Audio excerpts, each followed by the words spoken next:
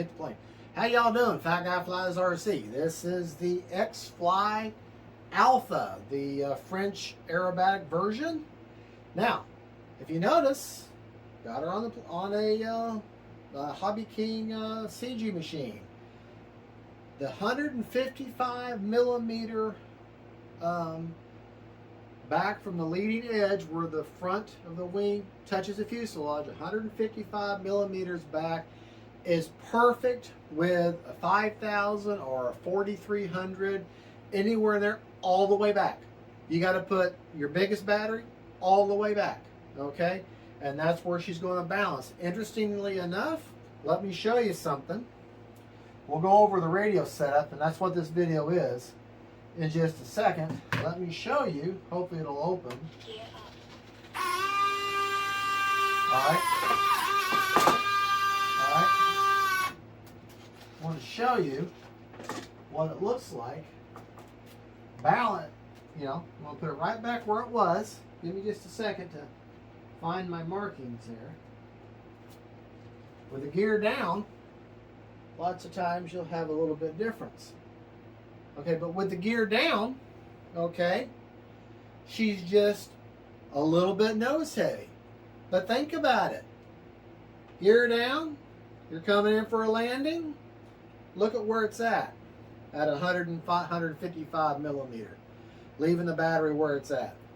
Look at that. That's a perfect landing. So if you bring that plane in level, you know, and put the gear down, look at the way she's going to land. Perfect, perfect, perfect CG. A 4300 to larger battery all the way back. Okay, so let's put our. So now we've talked enough about CG. I've beaten that dead horse. 155 millimeter is perfect. Okay, look at those sequence doors.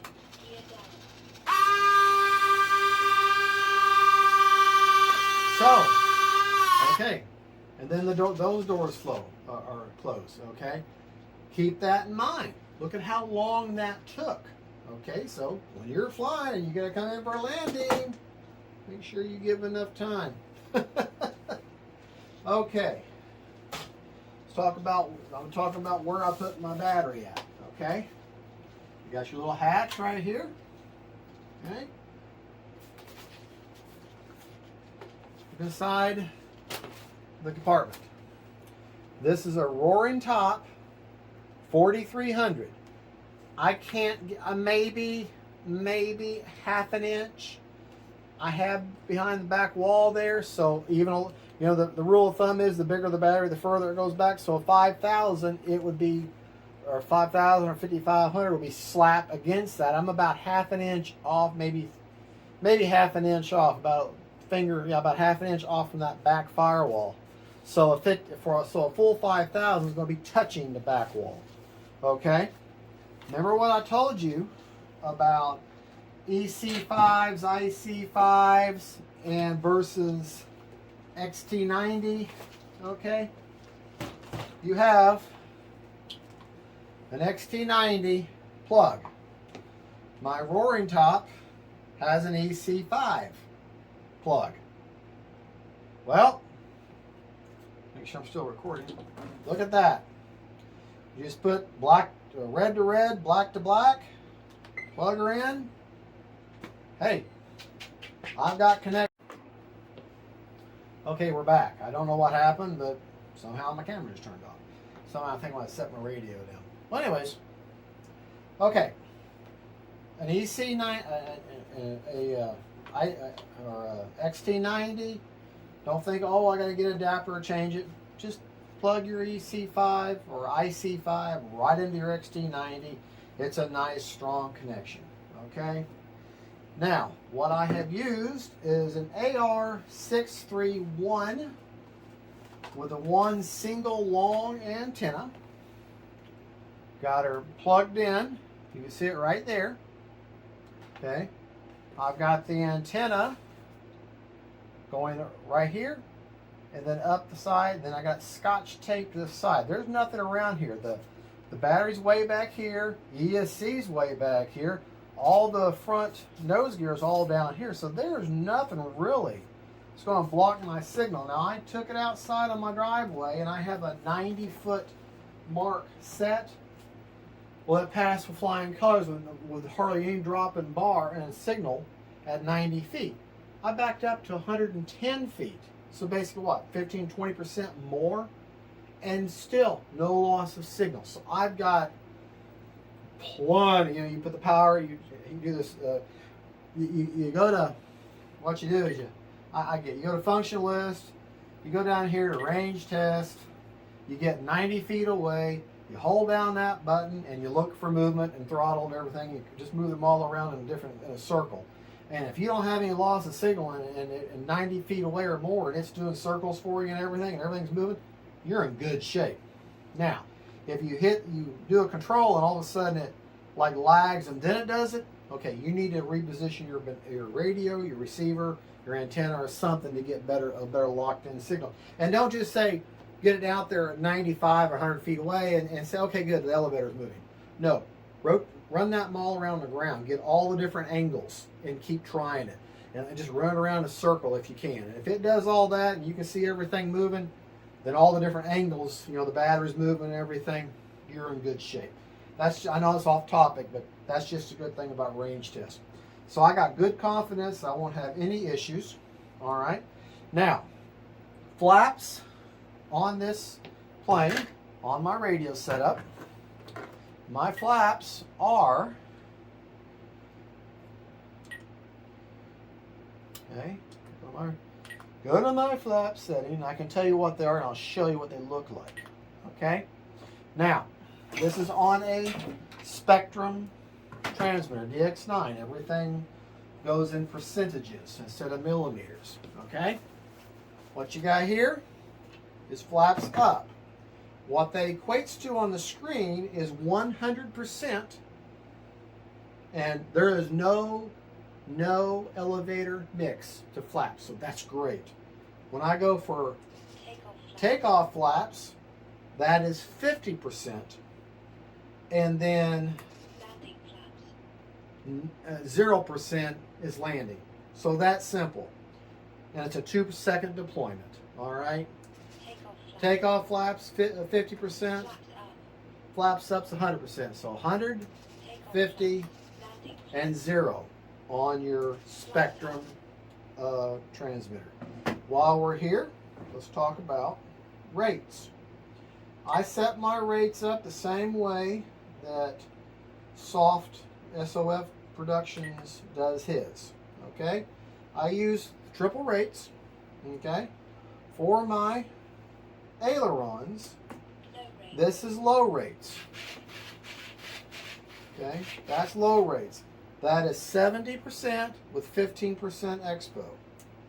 Mid rates, 80%, 15%. I think he used 10% expo. I like 15. And then high rates are 90% with 15% expo. Okay? Now, let's move to, try to do this awkward with my other hand here. Okay, now let's go to elevator, this is dramatic. Okay, low rates. That's 80%, 15% expo. Mid rates are 90%. High rates are 100%. Okay, with 15%. I'm using 15% expo on everything. Okay. Now we're going to rudder. Now, low rates on rudder, 85%. This is where I deviated from him. That's 85% low rate on rudder. Mid rates is 90% on rudder with 15% expo, and high rate is 115% with 15% expo on the rudder. Okay. Now, I have AS3X and safe set up on here. This flight mode 1 is safe. Okay. And the way you can check safe is, well, look at the model. See that elevator starting to go up, and that see that the aileron starting to go up. Best way to tell, of course, is turn the model upside down. See how it's trying to self-right itself? Well, that's how you know. Okay, now, if you want, let's go through. Okay, we got all that, and of course I got all the audio set up, and I got a timer is going to be 3.5 minutes right off the bat, and that's what I would normally do. And any jet's going to be 3.5 minutes and go from there. Now the book says you can get up to almost 5 minutes with throttle management on a 4,000 to 5,000, but always go with a jet 3 minutes or 3.5 minutes, and then fly it the way, cautiously. And always start off in low rates, do your maiden in low rates, do your timer at 3.5 minutes on a jet or 3 minutes, and with a recommended battery. And in this case, the CG, I'm just so amazed. Usually the manual is a little off here. The manual is perfect for CG. You put a 4,300 to 5,000 in there, all the way back, CG is perfect on 155 millimeter. And what I did for the top, I put a little mark there to give me a reference point. And then I've got two, you can see black, might be able to see it there. See that black mark there? That's where the 105. So to give you a landmark for your fingers, if you see this plastic panel, just find your finger, your thumb or your finger at the end of that plastic panel and come in about a finger's length, and then you're going to be right on the money for holding it. So because this is a high wing, I like to have the bottom, you test CG with your fingers with the bulk of the fuselage below you. Okay, high wing below you. With a jet that has a low wing, you're going to turn it upside down. Well, what's hanging down? The fuselage. So I'm going to feel for those plastic doublers down there, maybe. Go in just a little bit, and yeah, right about there is perfect. All right. Can't think of anything else. There's 12.5 videos on how to do forward programming and setting up, binding a open sourced AR361 receiver, or the A630, or whatever you want to use that have to set up safe for the first time. That's a very detailed video. I'm not going to go into that, but it's actually not hard at all. And I may in the future do a video just for that, but it's going to be kind of time consuming, and you have to move them all around and everything. But it's trust me, it is not hard. It is not hard. Don't let that scare you. Okay. But I'm hoping to get a maiden tomorrow. I hope. And there you go. That is the Alpha jet. Let's put our gear back down. Oh, I gotta keep hitting things. Yeah, that's my. I seem like I got a big man cave. Uh-oh. Wouldn't you know it? Now I'm showing it off.